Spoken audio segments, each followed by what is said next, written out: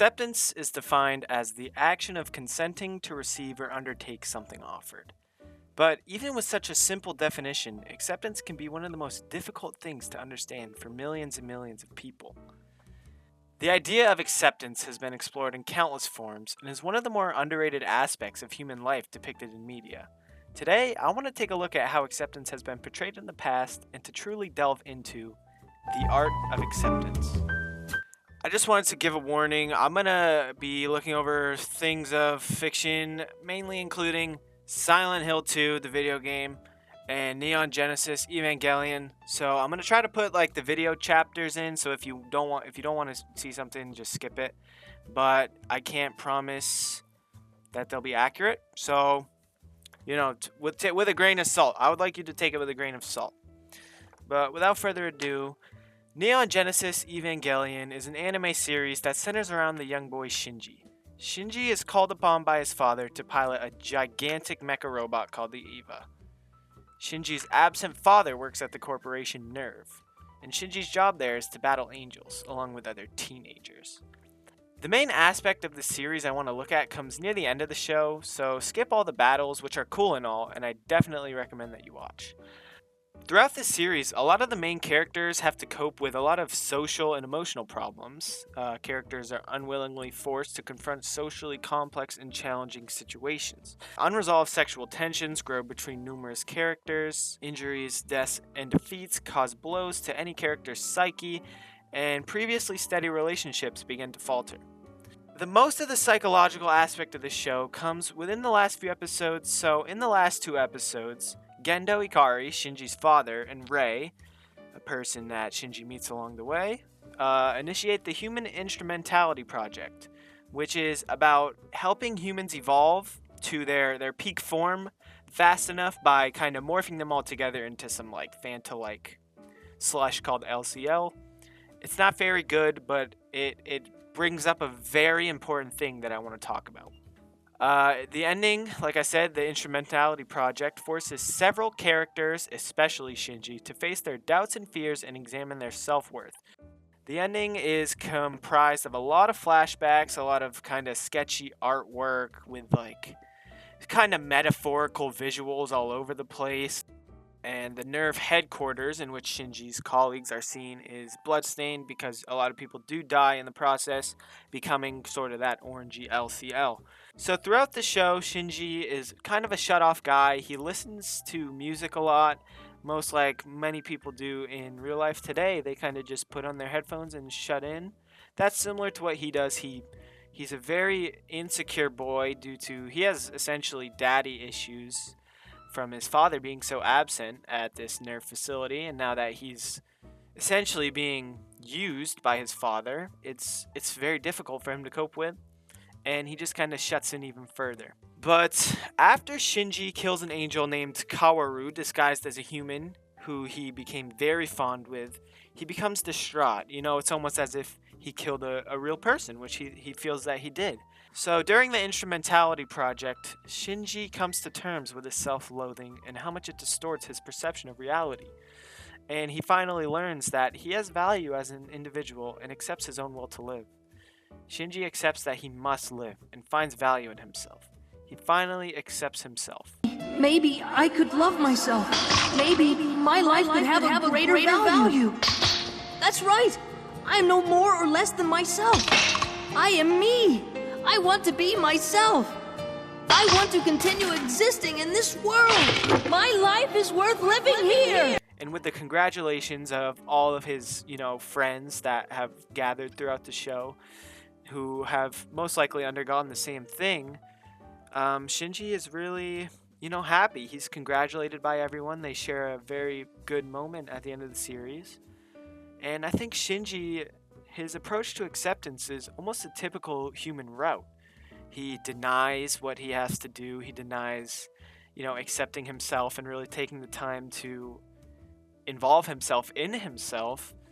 And he causes himself pain in the process. But the idea the show really tries to get across is that in order to truly experience the beauty of life and to appreciate, everything that's around you, you have to experience the beauty within yourself, which Shinji is fortunately able to do towards the end.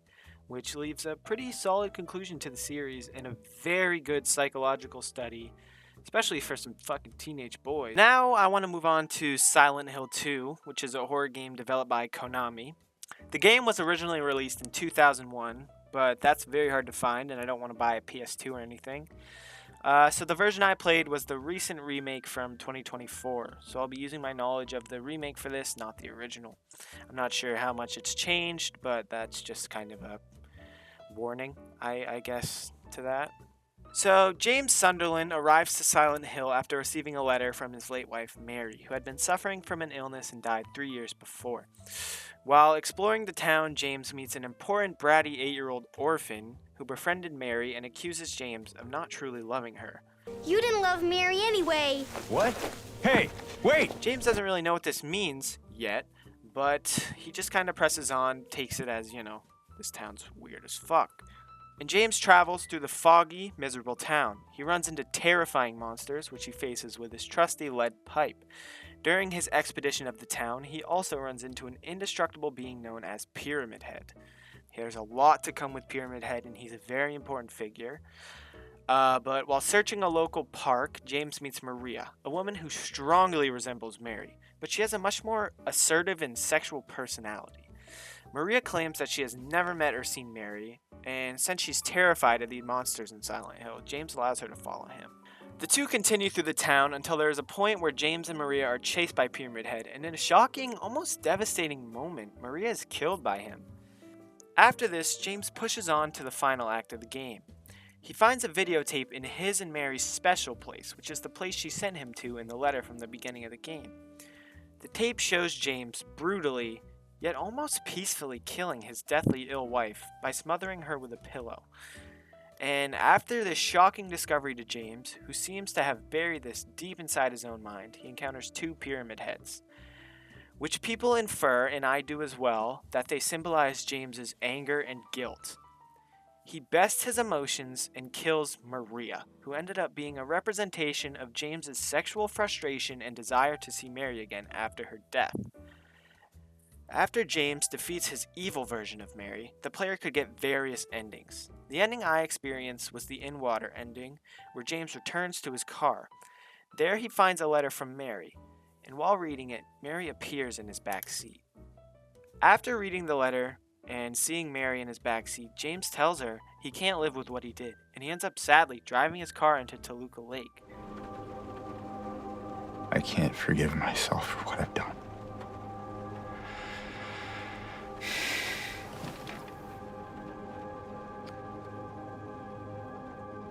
I know this isn't what you would want. But I guess it doesn't matter anymore.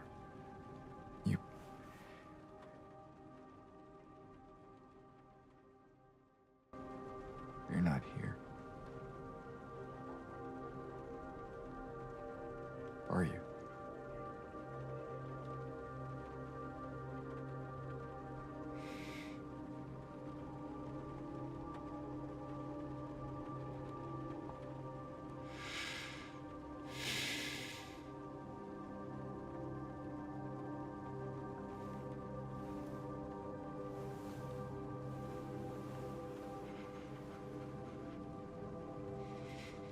So after uncovering what James did, he can't even accept it. And even if he did it for Mary, which is hinted at, the whole game is a metaphor for James's journey on acceptance. And even after the strenuous journey, James can't handle it and commits suicide. Sadly, that's the reality for so many people today. James explored the depths of his mind, and in the end, he couldn't accept himself. And it's a true tragedy of a story. The painting Ivan the Terrible and His Son, sometimes called Ivan the Terrible and His Son Ivan, was painted by Ilya Repin in 1885. For some background, Ivan the Terrible was the Grand Prince of Moscow and was supposedly the first Tsar of Russia. Without getting into the historical aspect too much rather than Ivan's personality, he was a kind of divisive leader. He got a lot of wars started and such, but Ivan was known to have a complex personality. And he was highly intelligent, yet prone to outbreaks of uncontrollable rage. His tragic background contributed to his infamous behavior. Ivan's father died when he was 3, and his mother was poisoned when he was 8. Subsequently, his caretakers denied him affection, security, or even food and clothing. I don't know much about Ivan's rule, history-wise, but I think during his rule, historians are very positive that in a fit of rage, Ivan struck and murdered his own son, Ivan Ivanovich. Don't know if I'm saying that right. But during his rule in 1854, with Ivan's health failing, the Terrible became obsessed with death, calling upon witches and soothsayers to sustain him, but to no avail. The end came on March 18th, 1584, when Ivan died of an apparent stroke. But that leaves us here, with this painting made the year after Ivan's death. The painting depicts the supposed killing of Ivan's son, in which we see Ivan on his knees with his bloodied son fallen in his arms, similar to the Pieta done by Michelangelo. The horror and sadness in Ivan's eyes is truly devastating to look at. It tells the story that after a burst of rage, Ivan cradles his own son, realizing what he has done, seemingly bludgeoned him over the head and killed him. Ivan shows acceptance in the fact of who he is. As stated earlier, Ivan was a complex human with depth far beyond the surface. He showed remorse in anyone he killed, and as Joseph Stalin, ex-leader of the Soviet Union, said, Ivan the Terrible would execute someone and then spend a long time repenting and praying. Similar to James from Silent Hill 2, Ivan had a very hard time coping and accepting the fact that he had to take human lives. The painting does an excellent job of capturing the look of both horror and acceptance in Ivan's widened eyes. And with those examples present, it can show how difficult acceptance is for any human. It's so difficult to be kind to yourself, but it's such an important thing that so many people are missing. It's part of human life, and for better or for worse, it's extremely complex. Some people never even find the answer in their life. But I think that taking the time to truly understand yourself and your strengths and your weaknesses, you're better able to accept yourself and know the kind of person you are.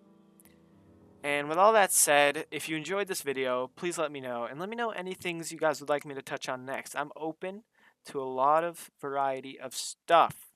So thank you so much for watching. Listen to this fucking video, boring ass essay. But thank you. And I will hopefully see you in whatever I do next.